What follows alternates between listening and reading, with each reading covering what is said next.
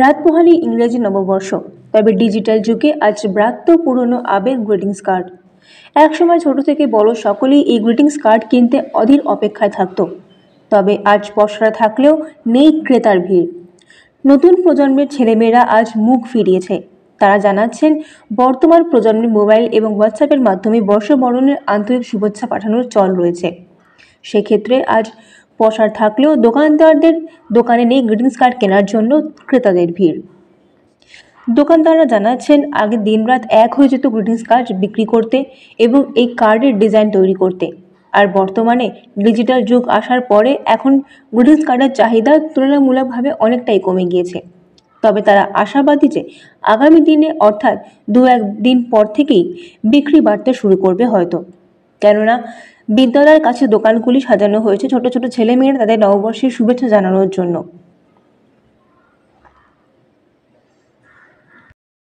দাদা, আগের greetings card যেভাবে বিক্রি হতো সেভাবে গ্রিটিংস কার্ডের বিক্রি নেই, এবং সব থেকে বড় কথা এই যে যুগ অর্থাৎ মোবাইলের যুগে গ্রিটিংস কার্ড বন্ধ হয়েছে, তাও পসরা সাজিয়েছেন। কি মনে হচ্ছে আগেকার দিনের থেকে এখনকার দিনের? আগেকার দিনে সত্যি কথা বলতে আমাদের দোকানটা তো স্কুলের সামনে, সেই জায়গা থেকে আমরাই তফাৎটা আরও ভালো বুঝতে পারি। কারণ হচ্ছে আগেকার দিনে যখন আগেকার মানে আর খুব বেশি দিন আমাদের পেছনে যেতে হবে না, খুব কিছু বছরের মধ্যেই পরিবর্তনটা এসেছে। আফটার কোভিড এসছে এই পরিবর্তনটা। কথাটা হচ্ছে সেই সময় একটা আন্তরিকতা বোধ ছিল ছাত্রছাত্রীর মধ্যে, বা তারা একজন অন্যজনকে সবসময় গ্রিটিংস কার্ড দিত। এবং আমরা তো সত্যি কথা বলতে ছোটোবেলায় সে গ্রিটিংস কার্ড লেখাতেই ব্যস্ত থাকতাম এই 1 জানুয়ারির আগে। সেই জায়গা থেকে এখন আস্তে আস্তে ধীরে ধীরে চলে যাচ্ছে বিষয়টা। তবে নেই বলবো না, আছে, কিন্তু খানিক কম, মানে প্রায় হারিয়ে যেতে বসেছে আর কি। হারিয়ে যেতে ঠিক বসেনি। আমরা তো দেখি সত্যি কথা বলতে কেনে, কিন্তু তুলনায় কম কেনে। কত টাকার হয়ে কত টাকা বিক্রি হচ্ছে গ্রিটিংস? মোটামুটি এখানে 5 টাকা, 10 টাকা, 15 টাকা, এবার 100-150 এরকম আছে। এবছর কি বিক্রি হয়েছে সেভাবে? এখনও শুরু হয়নি, শুরু হবে। রাত পোহালেই তো পয়লা।